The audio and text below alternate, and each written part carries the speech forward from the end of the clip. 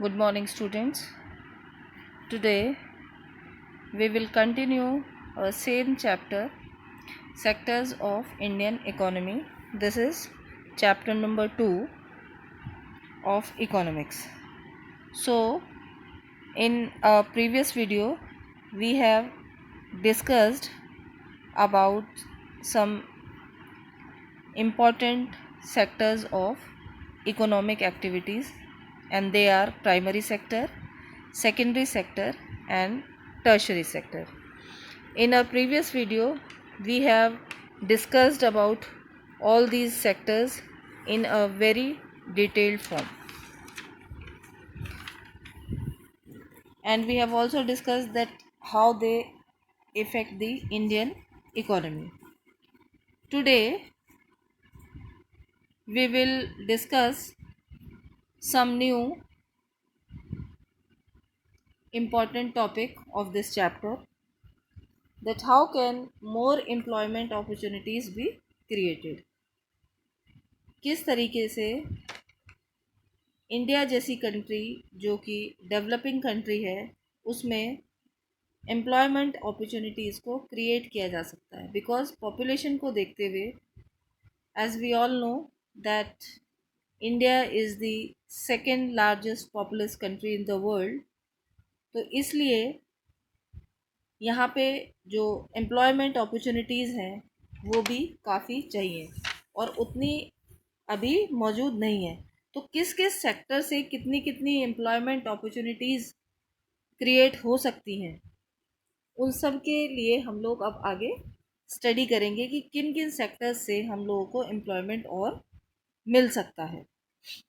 तो for solving the problem of unemployment, under employment, disguised unemployment, we have to create more employment opportunities in all the sectors of the economy. हमारे economy के जो जितने भी sectors हैं, चाहे वो प्राइमरी है, चाहे वो सेकेंडरी है, चाहे वो टर्शरी सेक्टर है, कहाँ कहाँ से एम्प्लॉयमेंट क्रिएट हो सकता है जिससे कि हमारी कंट्री में अनएम्प्लॉयमेंट, अंडर एम्प्लॉयमेंट और डिस्गाइज्ड अनएम्प्लॉयमेंट की प्रॉब्लम को दूर किया जा सके. So, creating more employment opportunities in service sector, following measures will be helpful in creating more employment opportunities in service sector. Number 1 is strengthening information technology sector. अगर हम अपने IT sector, that is information and technology sector को और ज़्यादा strengthen करें, because information technology sector is the fastest growing sector of a country, of a economy. It is expected that in the next few years this sector will emerge as the largest employer in the country.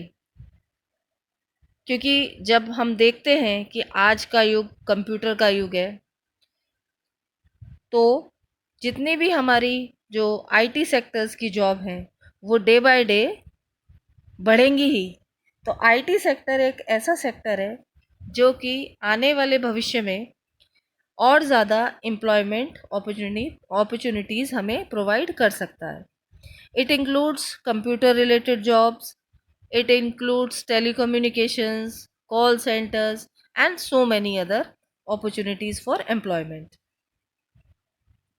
So government should strengthen this sector to solve the unemployment problem. Number 2 is employment potential in education sector. As we all know, we are the second largest populous country. So population को देखते हुए यहाँ पे जो education sector है इसमें भी हमारे एम्प्लॉयमेंट पोटेंशियल भरा हुआ है. क्यों? क्योंकि पॉपुलेशन के हिसाब से अभी schools, colleges, universities, professional colleges इनकी कमी है. अर्बन एरियाज़ में ऑल्दो हम देखते हैं कि स्कूल कॉलेजेस की कोई कमी नहीं है, लेकिन अभी रूरल एरियाज़ में जो हमारे बहुत रिमोट एरियाज़ हैं उन एरियाज़ तक अभी जो एजुकेशन सिस्टम है वो पूरी तरीके से नहीं पहुंच पाया है, वहाँ पे पूरी तरीके से सक्सेस नहीं है. रूरल एरियाज से बहुत दूर दूर से बच्चों को आना पड़ता है पढ़ने के लिए शहरों में या आसपास के जो कस्बे होते हैं इनमें। तो यदि स्कूल्स कॉलेजेस उन गांवों में या 2-3 गांव में एक, ताकि आसपास के गांव के सभी बच्चे एक जगह जाके पढ़ लें, तो ऐसे में जब नए स्कूल्स और कॉलेजेस खुलेंगे, इसकी ज़रूरत है, तो उस कंडीशन में आपके एजुकेशन सेक्टर में हमारी जो एम्प्लॉयमेंट है, जो हमारा जॉब अपॉर्चुनिटीज़ हैं, वो क्रिएट होंगी। नेक्स्ट है हमारा employment potential in health sector. This is also a main sector of Indian economy, जो कि हमें जॉब अपॉर्चुनिटीज़ प्रोवाइड कर सकता है। Because in India health facilities are very poor in urban, sorry, in rural and suburban areas. क्योंकि शहरों की हम बात नहीं कर रहे हैं, जो हमारे ग्रामीण इलाके हैं वहाँ पे अभी जो हेल्थ फैसिलिटीज़ हैं वो उतनी अच्छी नहीं है। In many states infant mortality rate is very high. If more health centers are opened in rural and suburban areas, then more jobs can be created for doctors, nurse and for other supporting staff. Next है हमारा employment potential in tourism sector. ये भी हमारा एक नया उभरता हुआ job employment create करने वाला सेक्टर है, क्योंकि टूरिज़्म सेक्टर अपने आप में एक बहुत बड़ी इंडस्ट्री है, हमारी टूरिज़्म इंडस्ट्री। और यहाँ पे हमें ट्रांसपोर्टेशन से लेके, होटल से लेके और काफ़ी बड़े इंफ्रास्ट्रक्चर की ज़रूरत पड़ती है। और इंडिया एक ऐसी कंट्री है कि जहाँ पे जो यदि आप सीनिक ब्यूटी के पॉइंट्स देखें तो आप पूरा उत्तरांचल, पूरा हिमाचल, इधर नॉर्थ ईस्ट के जितने भी स्टेट्स हैं ये पूरे भरे पड़े हैं। इसके अलावा यदि आप कल्चरल हेरिटेज देखें तो आप राजस्थान, गुजरात, इन एरियाज़ में पूरा का पूरा अपने आप में एक कल्चर समाया। उसके बाद हिस्टोरिकल जो टूरिज़्म है, इसके बाद हमारे यहाँ बहुत जो धार्मिक स्थल हैं, देश विदेशों से लोग इन जगहों पे आते हैं घूमने के लिए। तो रिलीजियस टूरिज़्म भी अपने आप में यहाँ पे हरिद्वार, वाराणसी, प्रयागराज, ये कुछ ऐसी जगह हैं जो कि अपने आप में बहुत ज़्यादा रिलीजियस हैं। इसके पूरा, वैसे तो पूरा देखा जाए तो कंट्री भरा पड़ा है, अलग अलग जगह की अलग अलग इम्पोर्टेंस है। आप उड़ीसा में चले जाइए, आप साउथ में चले जाइए, आप इधर गुजरात में चले जाइए, आप नॉर्थ में चले जाइए, आप मतलब किसी भी कोने में इंडिया के चले जाइए, आपको पूरा का पूरा रिलीजियस टूरिज़्म मिलेगा। और यहाँ पे लोग हमारे देश से ही नहीं, विदेशों से भी आते हैं घूमने के लिए। तो ऐसे में अपनी इस टूरिज़्म इंडस्ट्री भी एक ऐसी इंडस्ट्री उभर के सामने आ रही है जो कि एम्प्लॉयमेंट अपॉर्चुनिटीज़ प्रोवाइड कर सकती है। क्यों? क्योंकि India is known for its scenic beauty. Now, tourism has become the world's largest employer. It has great scope for generating employment. For this, more hotels, restaurants, golf courses, parks, adventure park, water park, and so many other things are required. So, इस तरह से जब इन चीज़ों को हम लोग बढ़ाएंगे तो एम्प्लॉयमेंट भी यहाँ पे क्रिएट होगा। Employment potential in transportation sector. In rural and suburban areas, there are less transportation facilities. There is a great scope of employment in air transport, rail transport and road transport. So, जो हमारा transport system है उसमें भी बहुत ज़्यादा potential भरा पड़ा है हमारे एम्प्लॉयमेंट क्रिएट करने का, क्योंकि हम अपने ट्रांसपोर्टेशन सिस्टम को बढ़ा सकते हैं। अभी भी बहुत सारे एरियाज़ ऐसे हैं जहाँ पे ट्रांसपोर्टेशन की सुविधाएं नहीं है।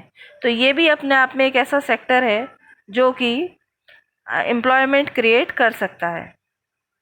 Then employment potential in some other service areas और भी हैं, जैसे आपके